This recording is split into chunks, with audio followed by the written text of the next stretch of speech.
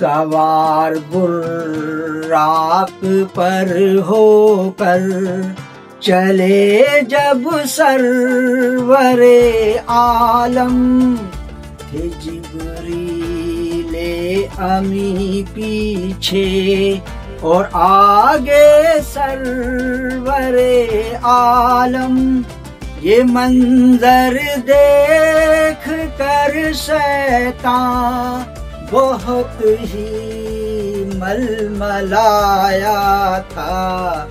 खुदा ने आसमां पर जब मोहम्मद को बुलाया था, ज़मीं भी रश्क करती थी, फलक भी मुस्कुराया था।